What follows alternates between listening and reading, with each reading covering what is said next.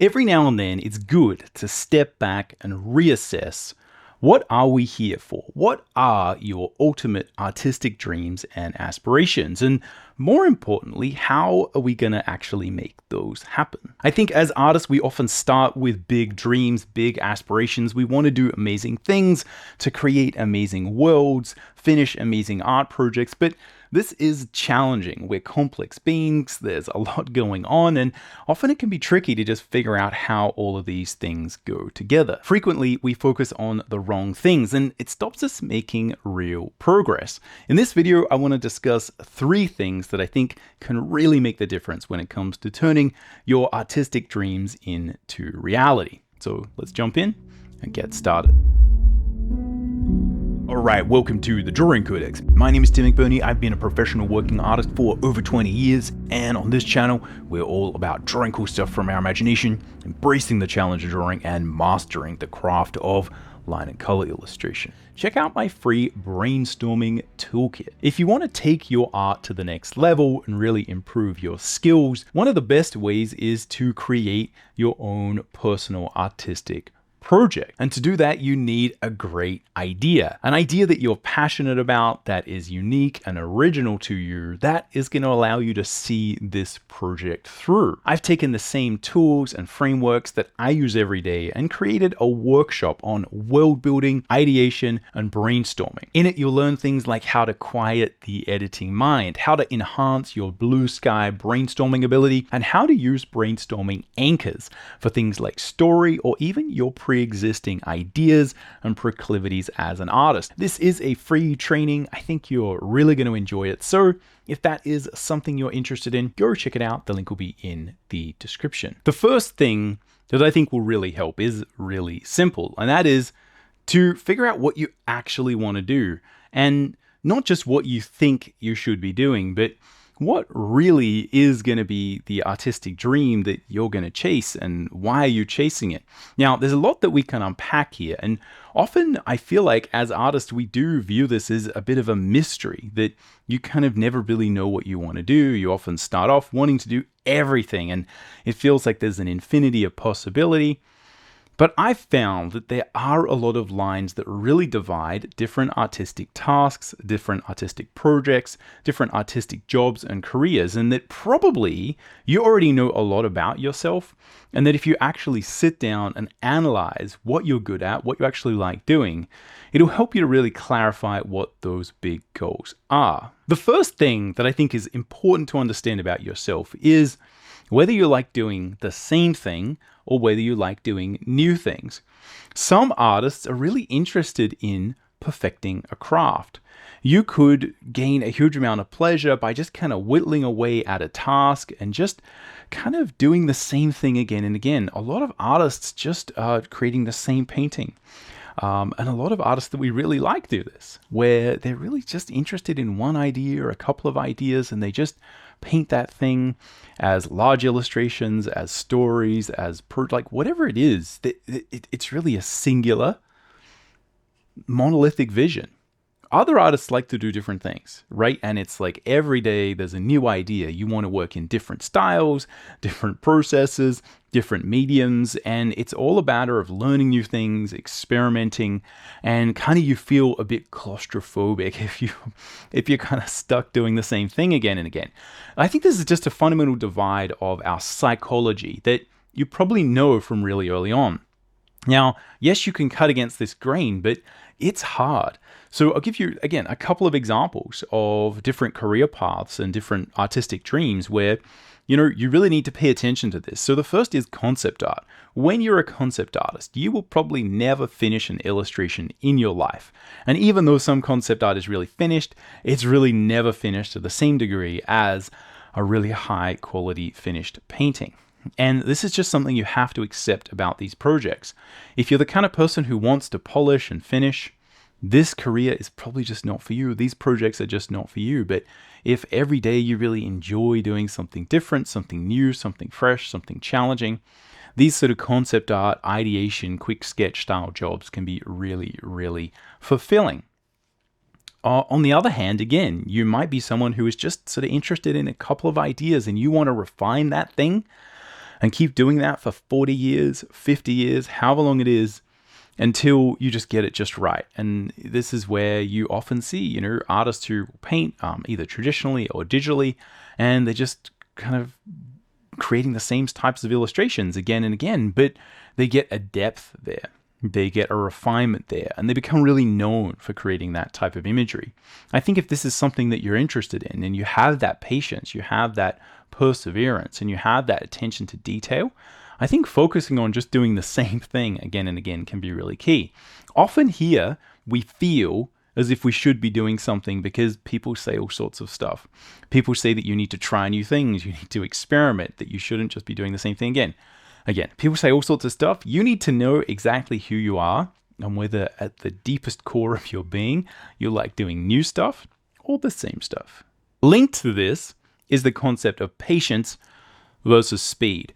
And this is where I think some of us, I don't know, let me know what you think in the comments down below, but I think some of us are just born with patience and some of us are not. And it's linked up to this idea of new versus the same, but I think some of us just have a lot of patience to work on detail. We have a lot of patience to sit down and work on a single illustration for 40 hours, for 100 hours, for 200 hours. Some people can do that. I know this because I am not this person. It is just not in my DNA to do that. 3 hours, I'd be sort of lucky to sit down and really sort of enjoy working on something larger. When personally, I work on like a 20-hour sort of piece or a 30-hour sort of epic sort of keyframe illustration or cover or something like that.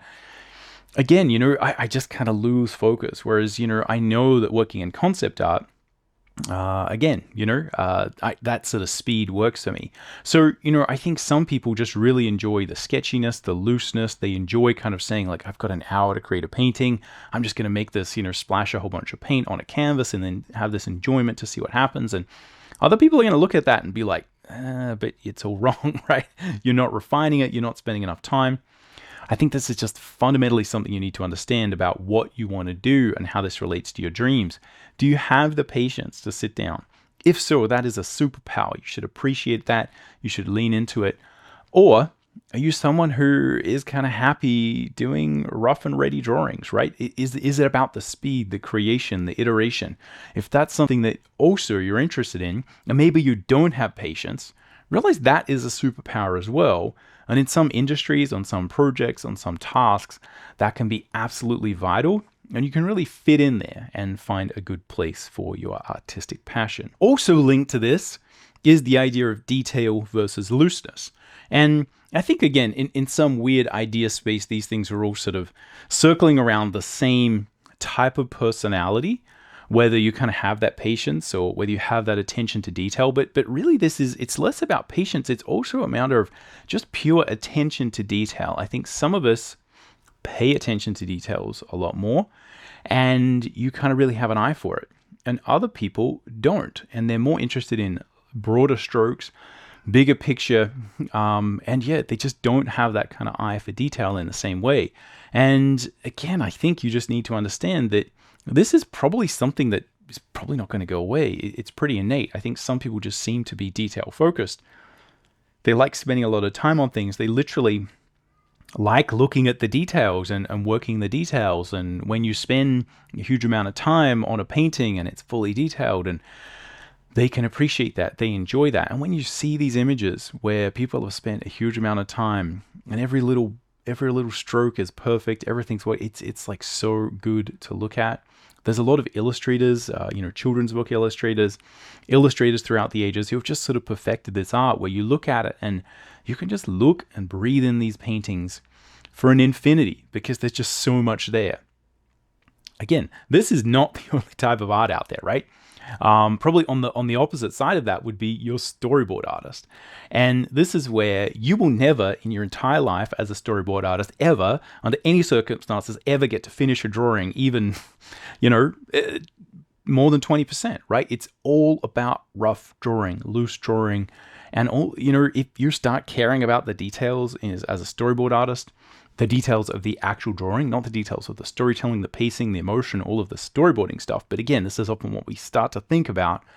If you start caring about the drawing as a storyboard artist, you're probably not going to make it, right? It's not going to work. But again, if you have an interest in this kind of other stuff, right? Of making a story with your drawing, of telling a larger tale, of making a larger thing, of contributing to production, and you like the idea of just doing rough drawings and never having to finish them, then that job is really good, right? So often I see people kind of thinking that they need to go one way or another, and they're not paying attention to who they really are.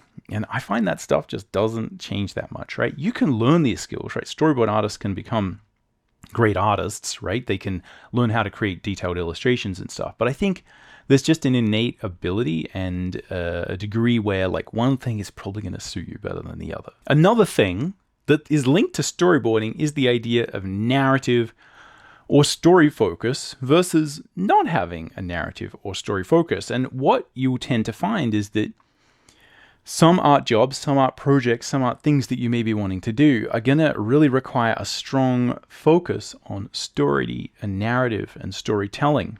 And if you're interested in this, then that's what you should pursue.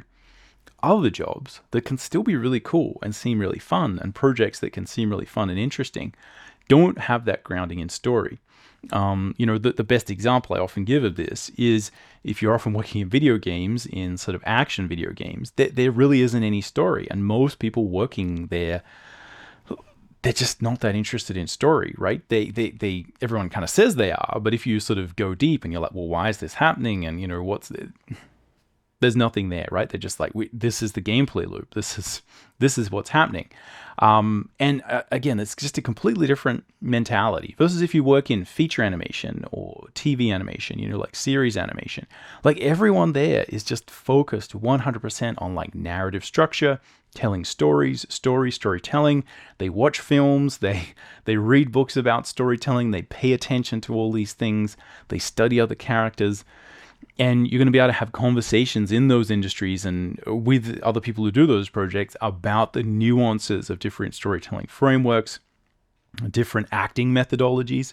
And again, I think this is just something innate. Like some of us just really seem to care about the narrative, the story, what happens. And other people just want to make stuff look cool. And again, both of those are fine. You just got to figure out where you sit. The next thing that I just find really divides people in terms of the type of artist they are, the type of things they want to pursue, and something that can be really confusing because there's a lot of different advice and messaging out there is how much creative control do you want?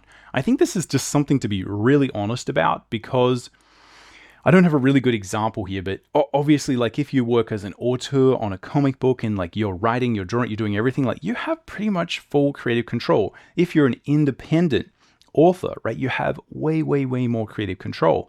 But some people don't want that, right? It's too much, and they don't get the benefit that I think people who are these kind of control freak sort of individuals who just want to do everything. It's like, yes, it's hard, but there's a lot of benefits that come with those challenges. And if you're not really into the benefits of just being able to call all the shots and make everything exactly how you want, that whole thing is just going to feel like a lot of work for no reason. And I think also, if you are one of these people who just like, look, you just don't get that interested in that, you just want to make cool stuff, again, realize that you might be better off working with other people. Which brings me to the last point, which is when you're thinking about taking on a project, building a folio, getting a job, whatever it is, think about like whether or not do you want collaborators, and to what degree do you want collaborators. Often, I think that if you don't necessarily want collaborators, then it can be a lot easier to just do it yourself. There's so many benefits that come from just being an independent author, being an independent artist, and just making your thing. But we often go looking for people to work with, to validate what we're doing. And it's just important to understand that like this is a choice. You don't have to have collaborators. And if you're not that really interested in working with people, don't, right? It's perfectly fine. These days, it's so easy to do a huge variety of stuff yourself. You can basically make your entire video game with yourself, or again, maybe one or two other people. Do you want to just be working with a small team, or do you really create? Maybe you're one of these extroverted artists. You just love talking to people all day and working in a huge, big environment where you go somewhere, you meet people, you've got meetings, you're doing stuff. And like a huge part of what you actually do is collaborating.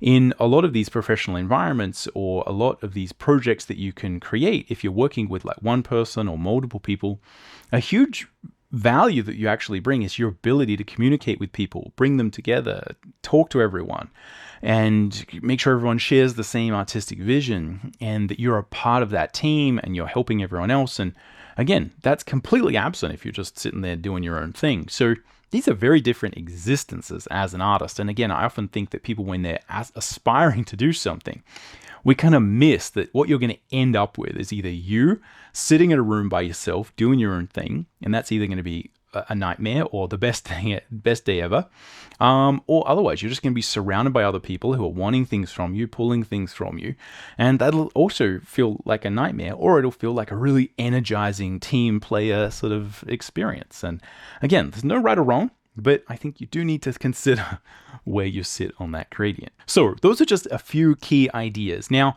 these are, I guess some of these are related to careers, some are related to projects. As I said, I think that these things are just good to meditate on and consider where you sit along all those gradients and spectrums, because if you have one of those off kilter, if you're trying to achieve something, if you have this big dream or this big aspirational thing, and you have miscalculated one of those key aspects, it's so hard to know until it's kind of too late, or until you've invested a huge amount of time, that like you're pushing something uphill, right?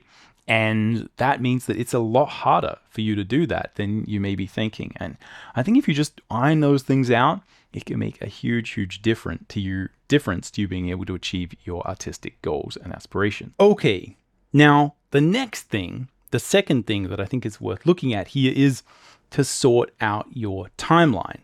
I think that often we can actually be making good progress towards our dreams and aspirations, towards completing the things that you want to make.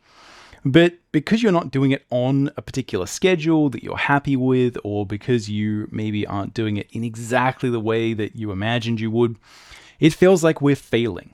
So much of you feeling as if you are getting some type of success is making sure that you first celebrate when you do make progress, and also making sure that you track your progress effectively and make sure that essentially you're just kind on yourself. I think this really is a matter of, I like to use 3 different sort of variables here to look at this, which is like, what is our destination?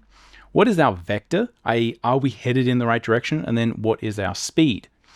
So in order to actually know like how fast am I going and when is this thing likely to be done, you kind of need to actually look at what you're making. And you can think about this, a good metaphor might be to use a comic book project or any kind of thing where you're making a book that is made up of various little pages. Now, each one of those pages is also made up of like a story, a storyboard, a rough drawing, a finished lines, coloring, lettering, right? There's always like multiple little steps that make that up. But what you're kind of, I guess, after is like, okay, I have 100 pages that I'm going to complete, or 10 pages, or 3 pages, whatever it is. Okay, it could be very small. And you just want to track the basic math. This is something that we so often miss doing because it feels a bit antithetical to being an artist. And just understand, okay, how fast am I moving through this? Am I doing 1 page a week, 1 page a day, 1 page a month, like whatever it is? And just understand that 2 things are going to happen. One is that pace that you're working on needs to be sustainable, and that's going to dictate how long this is going to take. And you either need to just be comfortable that that's how long it's going to take. You're doing great work. It's fine if it takes a little bit longer. And the second thing is that pace that you're working on and how you relate to it is drastically going to influence how you feel about this and whether you feel that this is successful. So what we're often after is that little dopamine loop, that little tick, that little ding, where you finish a little part of your project and you feel as if I've succeeded. So it's important to make sure that you are setting yourself up with your timeline to actually say, hey, I am completing pages. I am completing a unit of work. You are completing 1 character design, 1 element. Or the other way you can do this is to just say, I'm spending X amount of time on this per week, and however long it takes, it takes. Again, either way you set it up, if you set up, I'm doing 1 page a week, and maybe these pages aren't as good as you want them to be, but you did it, you know how that you know how long that's taking you, and you can extrapolate that out to say, look, this means this is going to take me 2 years, 1 year, like whatever it is. Or you can say, you know what? I don't know how long this is going to take, but I'm going to spend 10 hours a week or 1 hour each night. And as long as I spend that time or I complete that work, you can feel as if you have achieved something.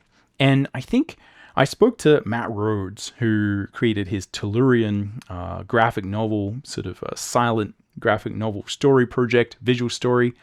And he's someone who actually completed one of these kind of personal projects. And I thought this was a really good thing that he kind of said. Firstly, he said that he kind of knew, because he had built up the confidence doing other projects, that he could create 1 page of this visual story per week. And the reason he knew that is because he'd tried a couple of other much smaller, still ambitious, but much smaller projects. And he kind of knew, he's like, look, I know I can do 1 page per week. Maybe I can do 2, but he kind of set the minimum bar.